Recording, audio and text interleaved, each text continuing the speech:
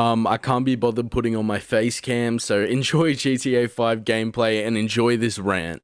G'day everyone, welcome back to the channel. Today we're going to be talking about the under 16 social media ban that Australia has just put into the law. And just to clarify, I'm not against the idea of banning social media for people under the age of 16. I work with kids, I know just how damaging it can be, but I do think that the execution on this ban has been horrible and I want to talk about it in a little bit more depth. But with that being said, there are some positives. I think that this does do a lot in the child safety space, but a lot of that positive impact is undone through some of the decisions that have been made in the process. I mean, I think it's a great idea to ban platforms like Reddit, Instagram, TikTok, where, people under the age of 16 can freely communicate with older people without their parents knowing. But they've decided to ban these platforms and not ban platforms like Discord and Roblox, which are pretty notorious cesspools for predators. I think that this is one of many reasons why this law should have been overseen or implemented with the help of younger people who actually understands what goes on the internet. I mean, it's purely a fact that there are 13-year-olds out there with more digital literacy than people who are over the age of 50. But with that being said, I understand that it's about keeping the more vulnerable people safe, and you can't just ban a community of people who don't understand what's going on. If that was the case, my nan would be banned from Facebook. But Julian Grant, the person behind this law, the sort of architect, if you will, our e-safety commissioner, if you can even call her that, is a 56-year-old woman who does not have the same understanding of the internet as a lot of young people do. A lot of academics who are probably behind pushing these laws out don't have that understanding. But with that being said, she has been the architect of even more questionable rules and laws in the past.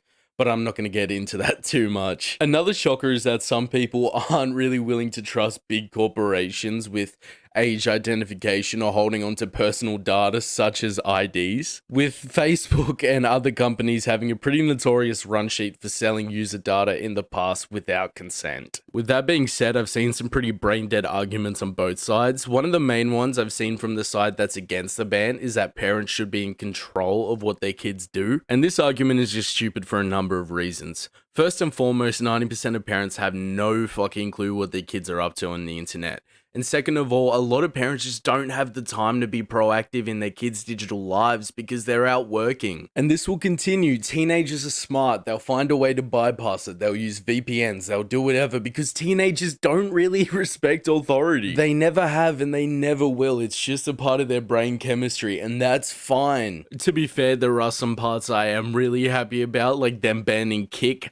What a great idea. They should just ban that platform entirely. Because degenerate streamers like Adin Ross, Jack Doherty, you name it, Neon, whatever, their main fan base is these teenagers who are so impressionable and turning into these clout-brained, content-brained monsters. And banning TikTok is an even better idea because short-form content has been linked to a rise and spike in cases of ADHD amongst people under the age of 18. There are pros and cons to this law and people aren't really willing to admit that and stand in the middle because of course nowadays you have to pick a side. In Australia this was a bipartisan issue, both major parties supported it, yet none of them wanted to challenge on how it should be implemented. And I mean, look, there are just so many more things you can get into with this law. Like the fact it was implemented before a ban on gambling advertising, because I can't watch a game of football, or young people can't watch a game of football without being inundated with sports bet ads. It's at a point where this law has been implemented so horribly and at such a weird time that I just wish it didn't exist at all. It's been implemented 2 weeks before Christmas, and I'm not much of a conspiracy theorist, but I really do feel like this is some sort of calculated move as people's minds are obviously on other things at the moment. But you let me know, what do you think about this law? This was just my little rant about everything I find wrong with it.